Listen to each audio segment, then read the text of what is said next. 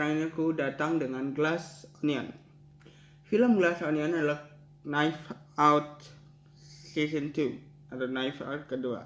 Sekarang ini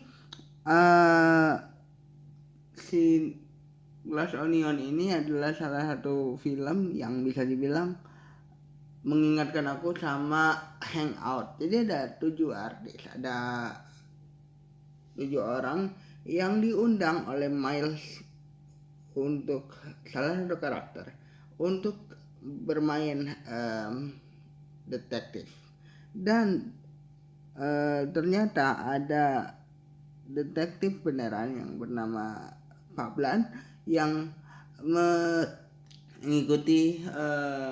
pertemuan tersebut tanpa diketahui. Ternyata ada satu kecurigaan nih, kalau ternyata Miles ini akan dibunuh beneran gitu kan. Siapakah pembunuhnya? Pak Blan berusaha untuk mengetahui ini siapa pembunuhnya sebenarnya. Pembunuh dari Pak Blan ini sebenarnya pembunuh dari Miles ini, maksudku sebenarnya sudah diketahui sama Pak Blan, karena Miles ini adalah seorang yang kaya yang bisa jadi dimanfaatkan sama 7 orang artis lainnya, sama sisanya, sama orang-orang yang datang. Kenapa dia pengen mengundang orang-orang yang dapat membahayakan sendiri? Ada Andy yang adalah musuh dari Miles karena ada masalah kerjaan di sana. Si Andy ini memutuskan untuk datang karena memang dia itu ingin menyelidiki sesuatu. Apakah itu? Nah, ternyata Andy ini bukan Andy. Andy ini adalah orang yang dibunuh oleh Miles. Siapakah pembunuhnya? Nah, kita pengen tahu nih bagaimana kakak dari Andy mengetahui siapa itu Miles dan siapa yang membunuh kakaknya. Pak Blan ternyata di hire oleh kakak dari Andy ini untuk menyelidiki sebenarnya apa sih yang terjadi. Karena di berita yang beredar adalah si Andy ini bunuh diri dan kakaknya tidak yakin bahwa Andy bunuh diri gitu. Kakaknya tidak meyakini hal tersebut karena itu dia menghubungi Pak Blan untuk menjadi detektif. Pak Blan mengatur bahwa kamu harus berpura-pura menjadi Andy di pertemuan tersebut dan aku akan ikut secara diam-diam. Ini adalah salah satu misi yang berbahaya, kata Pak Blan, karena pembunuh aslinya tahu bahwa Andy sudah mati.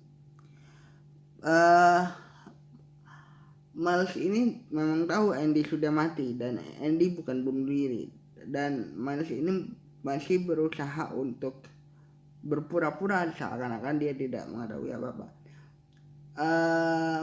Pada saat penyelidikan sebenarnya ada motif politik tentunya, karena di permasalahannya Andy dan Miles ini, dia itu ada masalah perusahaan yang Andy tidak setuju bahwa gebrakan Miles di perusahaan itu akan membahayakan orang. Ternyata Miles ini memikirkan soal uang, dan itulah yang menjadi dasar sebenarnya kenapa Andy dibunuh. Nah, Andy ini kebiasaan orangnya adalah setiap hari meninggalkan pesan, dan pada saat dia meninggal, dia tidak meninggalkan pesan sama sekali. Itu berarti kan dia nggak tahu dia akan meninggal. Maksudnya dia tidak berencana untuk bunuh diri gitu kan. Nah, inilah yang berusaha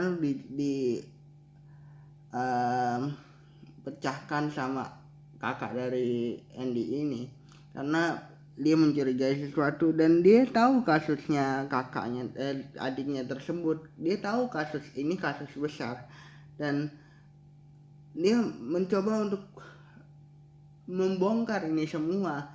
Ini tentunya bukan film yang bisa dibongkar, detektif yang mudah dibongkar kasusnya, karena dia punya satu hal inti yang